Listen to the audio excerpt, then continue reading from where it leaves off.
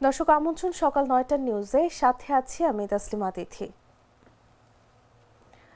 BNP chairperson Begum Khaleda জিয়ার শারীরিক অবস্থা গত ৩ দিন ধরে একই রকম রয়েছে। রাজধানীর এভারকেয়ার হাসপাতালে দেশি বিদেশি চিকিৎসকদের পরামর্শে তার চিকিৎসা চলছে এবং আপাতত এখানেই চলবে।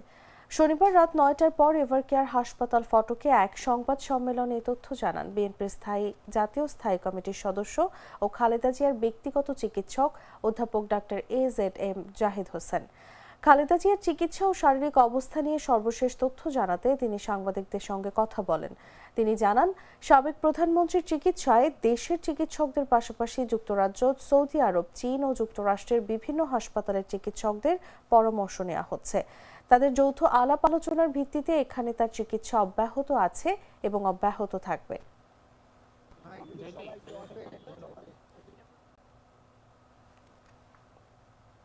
সার্বক্ষণিকভাবে এই চিকিৎসার ব্যাপারে সর্বোত্তম সহায়তা এবং ওনার চিকিৎসার ব্যাপারে শুধু বললেই হবে না যে দেশের মানুষ, দেশের বাইরে অনেক রাষ্ট্রপ্রধান, অনেক সরকার প্রধান, অনেক দেশ তাদের উৎকণ্ঠার কথা তারা প্রকাশ করেছে।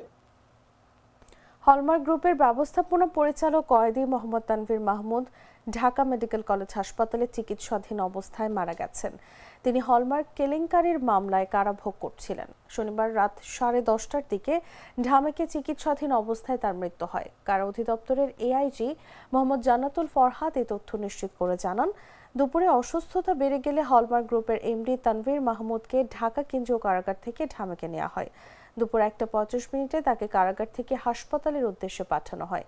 পরে বিকেল 4টায় ঢামেক হাসপাতালে ভর্তি করা হয়। চিকিৎসকের নির্দেশে তাকে এক্সট্রা বেড 19 নম্বরে রাখা হয়েছিল। হাসপাতালের ভর্তির পর তার শারীরিক অবস্থার দ্রুত অবনতি ঘটে। পরে শনিবার রাত 10:30টার দিকে চিকিৎসক তাকে মৃত ঘোষণা করেন। কারা কর্তৃপক্ষ জানায়, তিনি দীর্ঘদিন ধরে বিভিন্ন জটিল রোগে ভুগছিলেন।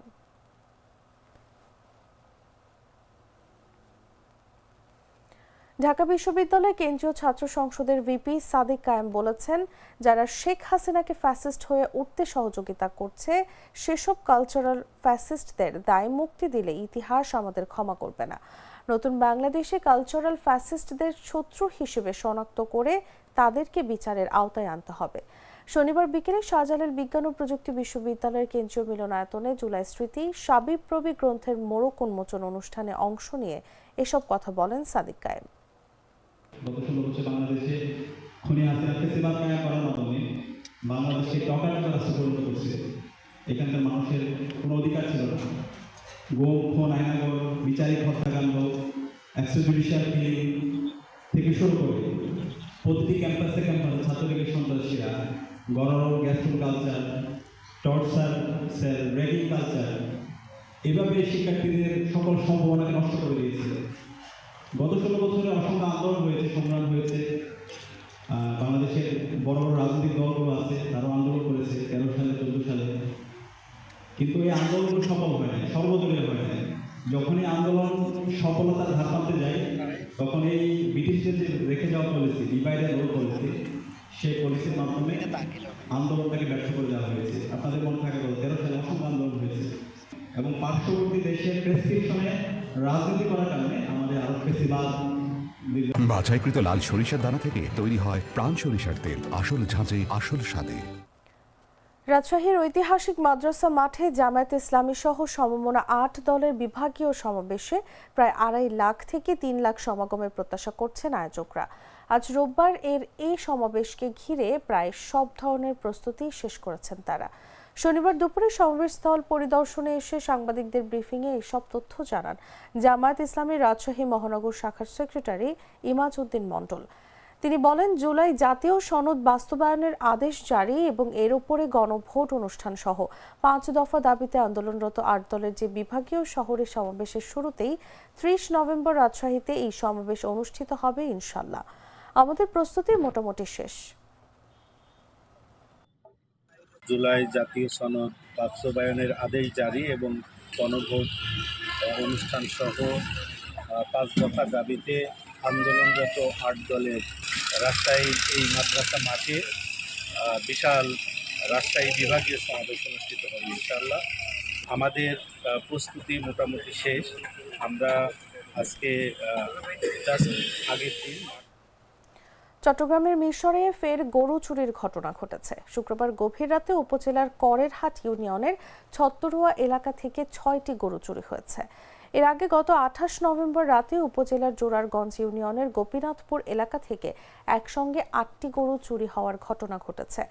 খোঁজ নিয়ে জানা গেছে, শুক্রবার রাতে উপজেলার করেরহাট ইউনিয়নের 5 নম্বর ওয়ার্ড ছত্তরুয়া গ্রাম থেকে 6টি গরু চুরি হয়। প্রান্তিক কৃষক জামাল উদ্দিনের 2টি, নুরুল মোস্তফার 1টি, নিজামুদ্দিনের 1টি ও মুসলিম উদ্দিনের 2টি গরু নিয়ে গেছে চোর। ভুক্তভোগী মুসলিম উদ্দিন জানান, 3 ভাইয়ের 5টি গরু একসঙ্গে ছিল। রাত 1টার দিকেও গোয়াল ঘরে গরু ছিল। সকালে ঘুম থেকে উঠে দেখি গোয়াল ঘরে গরু নেই। চুরি হওয়া গরুর মূল্য প্রায় 8 লাখ টাকা।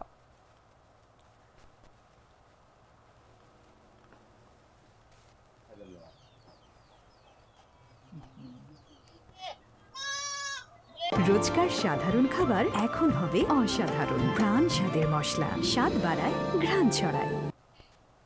জানাবো আন্তর্জাতিক সংবাদ।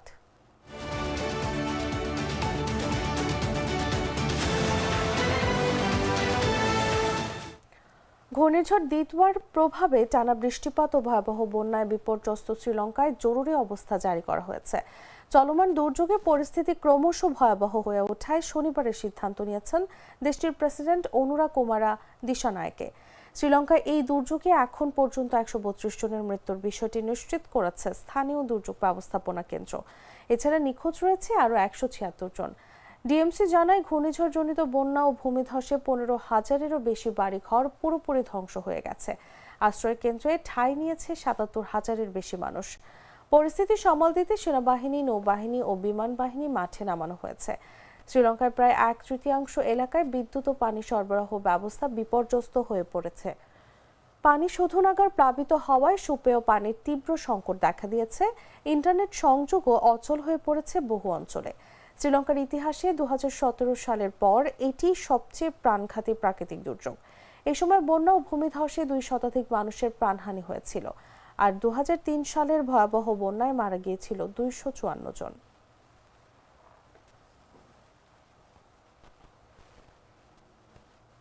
সংবাদ শেষ করব খেলার খবর জানিয়ে।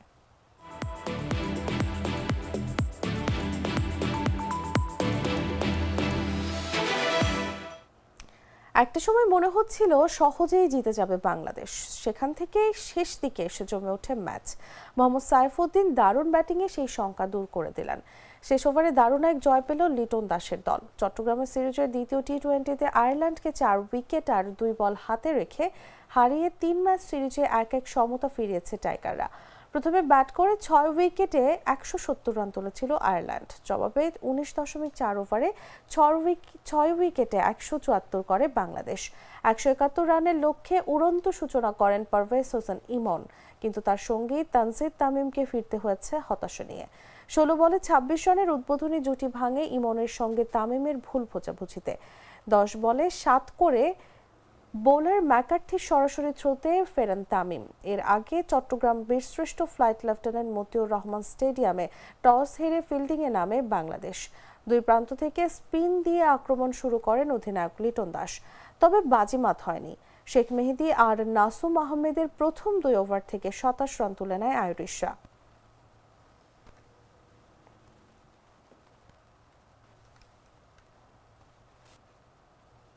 দর্শক, এই ছিল এখনকার মতো। এরপর দেখবেন বেলা 11টার সংবাদ। প্রতি মুহূর্তে সর্বশেষ খবর জানতে ভিজিট করুন jagunews24.com। ফলো করুন আমাদের ভেরিফাইড ফেসবুক পেজ এবং সাবস্ক্রাইব করুন জাগু নিউজের ইউটিউব চ্যানেল। ধন্যবাদ সবাইকে।